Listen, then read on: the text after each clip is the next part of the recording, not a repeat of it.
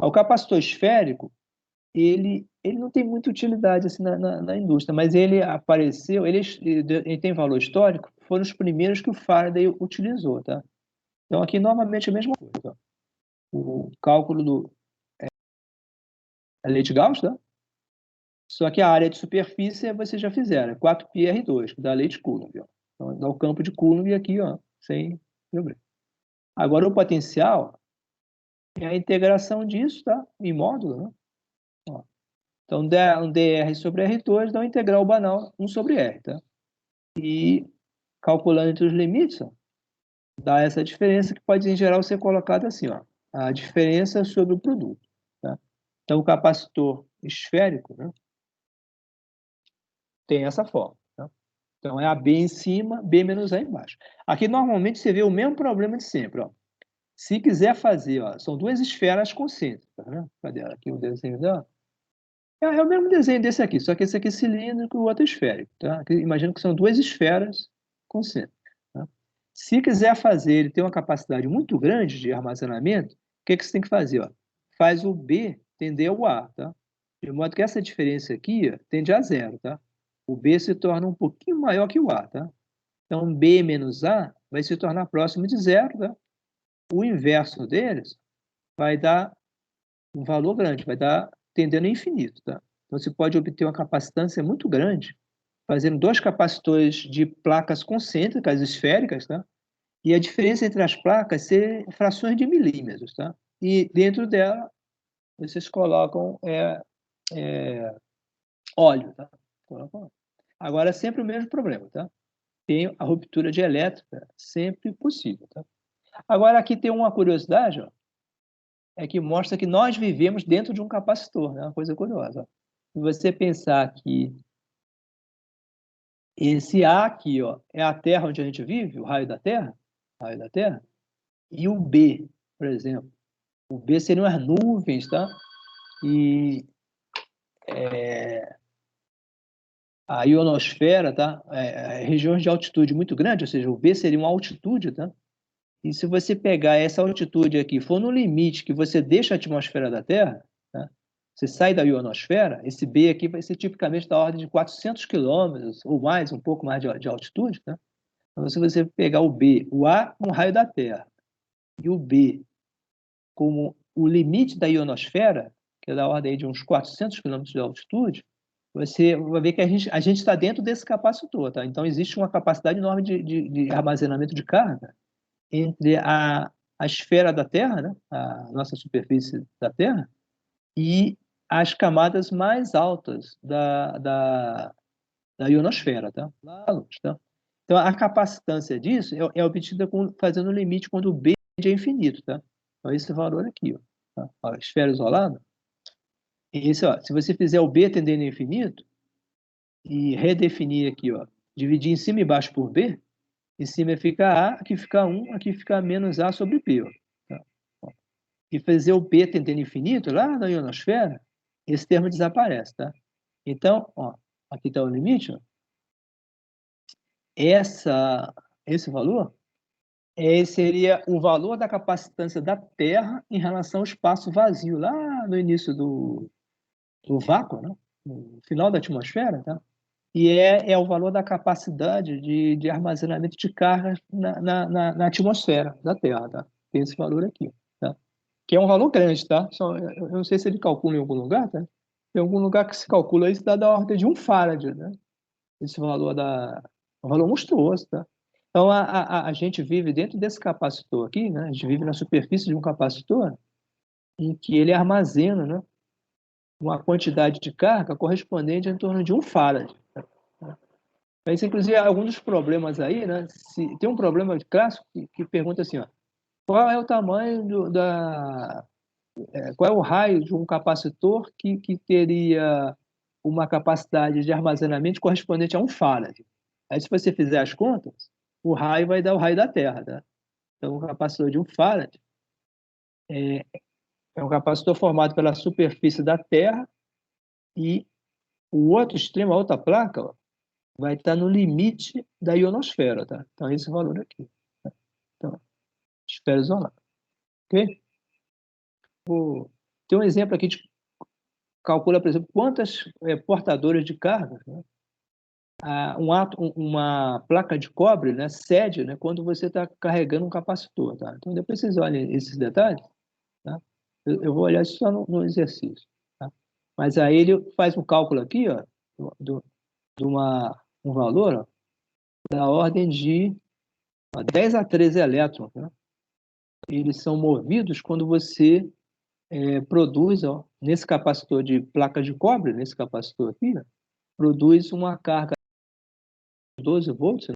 Uma bateria de 12 volts, e uma carga típica de 10 a menos 6 coulombs. Né? Aí se envolve, ó, uma quantidade de elétrons, ó, monstruosa, ó, 10 elevado a 13 elétrons, ó, que é o valor da carga acumulada dividido pela carga elementar. Né? E aí se envolve, ó, você faz o cálculo aqui, ó, e precisaria de um capacitor com a distância entre as duas placas, ó, de 1 picômetro, né? Para você atingir esse volume, né, de elétrons. Tá?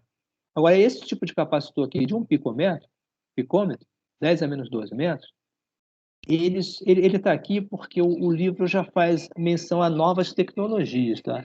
Esse valor aqui, em termos da indústria antiga, é impossível. Tá? 10 a menos 12 metros é praticamente a dimensão de um átomo. Né? Um átomo é 10 a menos 14 metros. Tá? Então, 10 a menos 12 metros, ele seria mais ou menos 100 vezes uma dimensão atômica, a dimensão, por exemplo, do hidrogênio. Né? Então, onde é que isso aqui ocorre?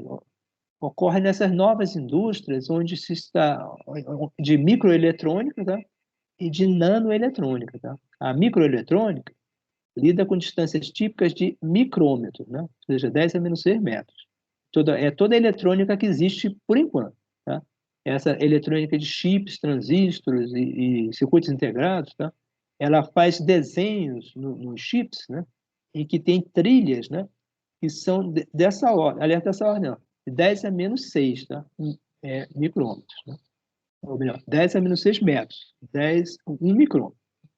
Agora, a novíssima tecnologia, que é as nanoestruturas, as tecnologias de nanoeletrônica, elas fazem com que um micro, você consiga colocar 1000 circuitos dentro dele, em geral. Tá?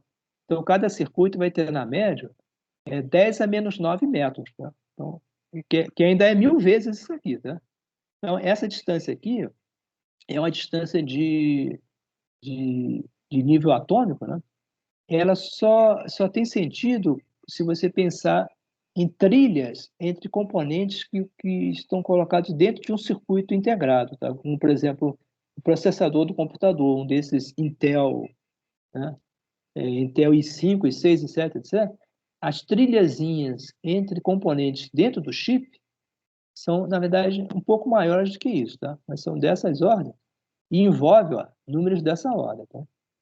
Daí o processador produzir uma quantidade de calor monstruosa e precisar ser refrigerado. Normalmente, com os processadores mais densos, eles têm um cooler, né, um resfriador, que é um ar-condicionadozinho, né, que leva ar frio para o circuito integrado central. Tá?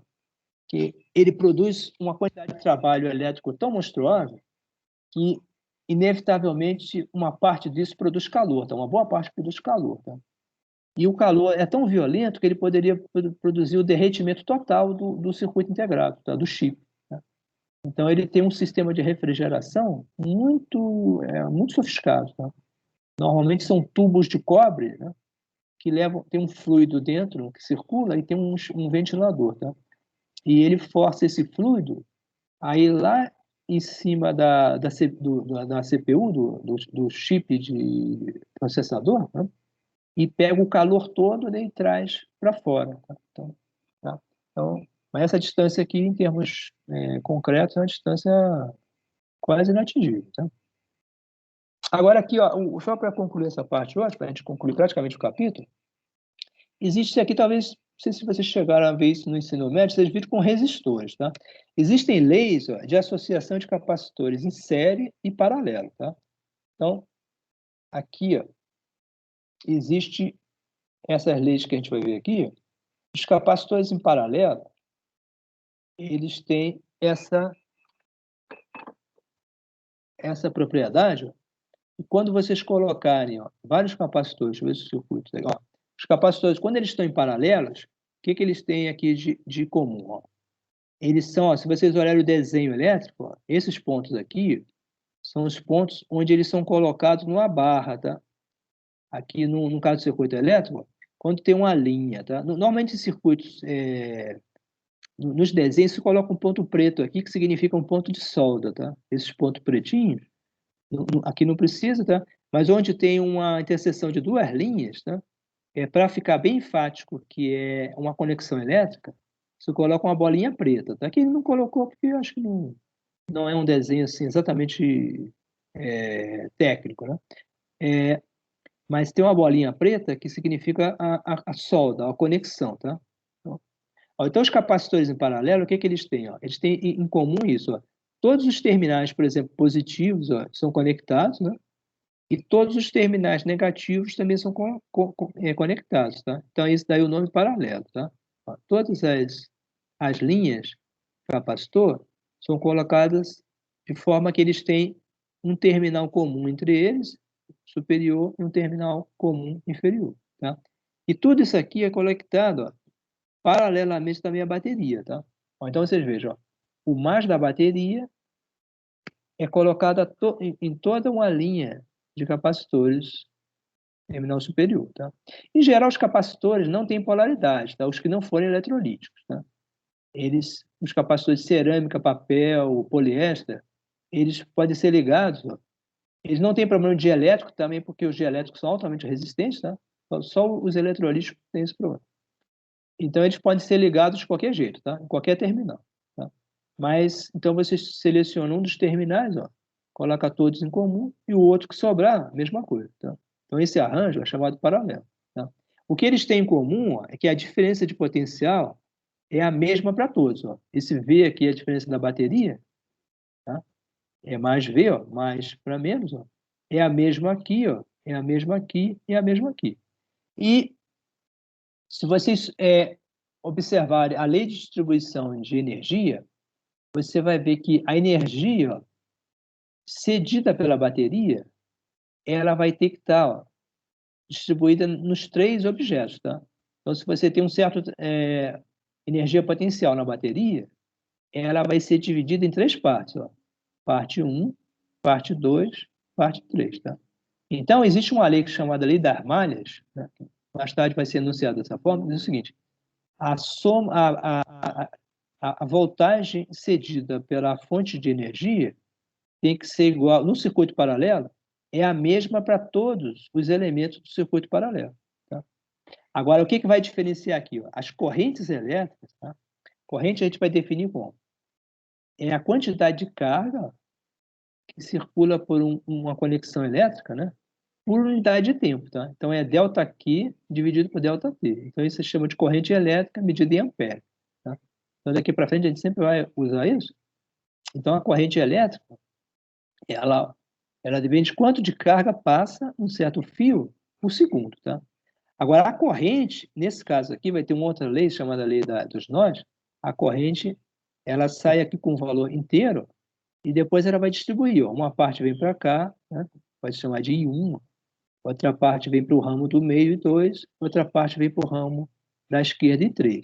Aí a outra lei vai dizer o seguinte, ó, a corrente que sai da bateria vai ser a soma das correntes em cada desses ramos. Tá? Isso aqui é chamado um ramo. Isso aqui é um ramo, outro ramo, outro ramo. Tá? Aqui é um circuito de 3 ramos paralelos. Tá? Então, uma parte da corrente vai pelo ramo 1, outra parte pelo ramo 2, outra parte pelo ramo 3. A soma dessas correntes tem que dar a corrente que entrou. E isso é aquela lei que a gente já viu, conservação das cargas. As cargas não podem ser destruídas, tá? Nem criadas. Se elas saem de um lugar e passam por uma série de outros lugares, depois, quando se recombinam, elas têm que dar exatamente o mesmo valor que tinham quando elas se recombinarem, tá? Então, se sai certa carga da bateria, ela pode percorrer uma série de lugares, tá? Mas quando você fechar o retorno, ela tem que dar o mesmo valor. Nessas leis, mais adiante, a gente vai falar dela de forma mais concreta. Agora, aqui se mostra o seguinte, ó, a soma o potencial aplicado é o mesmo, tá? então você vai ter a soma das capacidades de armazenamento. Tá? Esse outro arranjo aqui é o série. Tá? Mas vamos ver primeiro o paralelo. Onde é que está aqui? Acho que já passou, né? Sim, já passou. Então, as cargas, cada carga é proporcional à capacitância vezes a voltagem. Tá? Você lembra que a definição Q é igual a CV. Então, a carga 1, C1V. Carga 2, C2V. O potencial é sempre constante. Potencial, é comum, né? Potencial aqui é comum. Potencial comum, potencial comum.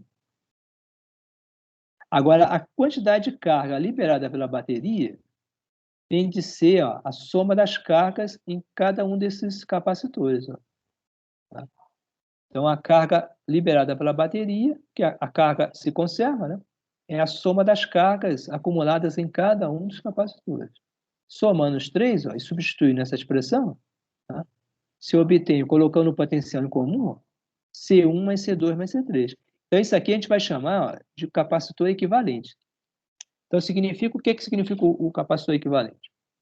Então, significa o seguinte: se você quer uma certa capacitância, mas não tem aquele valor num capacitor só, mas eventualmente você tem 2, 3, 4 capacitores de outros valores, se você somar 3 deles nesse caso, você vai obter o mesmo resultado que você obteria com um só, com a soma dos 3 valores. Tá? Então, C equivalente sempre é a capacidade de carga da fonte dividido pelo potencial da fonte. Então, se você dividir esse por V comum, sobra só o quê? A soma dos três. Então, tem essa regra aqui. O C equivalente para capacitores paralelos, né? Sempre tomar cuidado sempre no arranjo, é a soma. Tá? Então, se você tiver vários capacitores, mas você quer um certo valor que não é nenhum deles, né? Um valor, por exemplo, grande, você pode somar quantos você quiser para obter o mesmo valor. Olha, no caso de capacitores assim, reais, só tem que tomar cuidado com a capacidade a voltagem máxima que cada um suporta ser a mesma, tá? Então, por exemplo, capacitores eletrolíticos, você não poderia somar um capacitor que suporta 10 volts com um que suporta 100, tá? Porque aí a tensão no circuito teria que ficar limitada pelo menor, tá? Então, se você quer atingir, por exemplo, um valor de 30 volts, né? Você não pode somar um capacitor de 10 volts com um de 100. Tá? Teria que somar pelo menos um de 30 e com outro, por exemplo, de 100, não teria problema. Mas se você somar um de 10 com um de 100, tá? Você não obtém uma voltagem de 110. Tá? A voltagem máxima seria do menor, seria de 10. Tá? Então tem essas limitações. Agora, o outro arranjo que é irmão gêmeo desse de cá, paralelo, é o série, tá? O série é esse arranjo aqui, ó. Então, sempre se reduz o circuito a isso, ó. O circuito, a fonte e o equivalente, tá? O equivalente, ó, substitui o arranjo, tá? O arranjo, no caso de paralelos, ó. Sempre vai ter um equivalente. Agora, o outro caso sério vai ser a mesma coisa. A gente tem capacitores que são conectados em série e a gente quer saber qual é o equivalente deles. O série é um arranjo diferente. O que caracteriza o série? A gente vai ter, ó, saindo da bateria, se vocês seguirem o desenho do circuito, vocês vão ter, tá em cima da hora, só esse pedacinho, vocês vão ter um terminal de um capacitor entrando por ele, ó. Agora, o terminal seguinte dele vai conectar com o terminal mais de outro capacitor. Então, se você tiver mais Q na placa de cima, superior, a placa de baixo teria menos Q. Aí você vai conectar essa placa de baixo dele com a placa mais Q do capacitor seguinte. Esses dois arranjos aqui vão dar zero. Menos Q com mais Q, como ele é conectado por um fio, a carga líquida aqui é zero. Tá? Entre o capacitor 1 e o capacitor 2. Agora, o potencial aqui não é mais comum. Ó. O potencial que a fonte aplica, ou seja, a capacidade de trabalho que ela libera, vai ser dividido entre os três, ó, mas não de forma comum. Ó. Cada um vai ter o seu próprio potencial. Ó. O primeiro tem V1, o segundo tem V2, ó, e o terceiro tem V3. Tá? Agora, o segundo par, a mesma coisa. Você atravessa a placa dele, a placa superior, a placa inferior vai ter carga menos Q, a placa superior carga mais Q. Como está conectado por um fio de metal, fio de cobre, a soma dá zero. Tá? Então, não tem carga líquida acumulada nesse arranjo, nem aqui. Tá? E, finalmente, ó, você vai ter o último capacitor com carga menos Q. Tá? Então, o que você tem aqui? Você vai ter um arranjo em que você tem uma carga mais Q entrando, né, na placa superior e uma carga menos Q da placa inferior, que é exatamente o que a bateria liberou. Tá? Então, o que você vai ter aqui? Você vai ter que somar o potencial da fonte liberado, ele vai ser a soma, ó, do potencial no capacitor 1, mais o potencial no capacitor 2, mais o potencial no capacitor 3, tá? De modo que a soma dos três potenciais vai reproduzir o potencial aplicado. Tá? E a gente quer saber, ó, qual é qual o valor de um capacitor só, um único capacitor, que substituiria esse arranjo deles conectados em série. Tá? Então, é isso que a gente quer saber. Tá? Aí, para saber isso, cadê aqui? Para saber isso, tá? Para saber isso, se soma aqui os três potenciais. Ó. Aqui se faz invertido. Ó. A capacitância, ó, vai ser a mesma em qualquer um deles. Ó. Ou melhor, a carga, né? Q e Q. Tá? Eu vejo que aqui, ó, não existe soma de cargas. Ó. É mais Q menos Q. Ó. Menos Q mais Q dá zero. Ó. Menos Q mais Q dá zero. Menos Q. Cada um deles sempre vai ter mais Q menos Q. Mas a parte intermediária, somando, o balanço de carga dá zero. Então, a carga em qualquer um deles sempre vai ser mais Q menos Q. Tá? Então, é isso que está sendo feito aqui. Então, o potencial em cada um, invertendo a equação, né? Q igual a CV para V aqui sobre C, né? Carga comum, aí se obtém o potencial 1, potencial 2, potencial 3.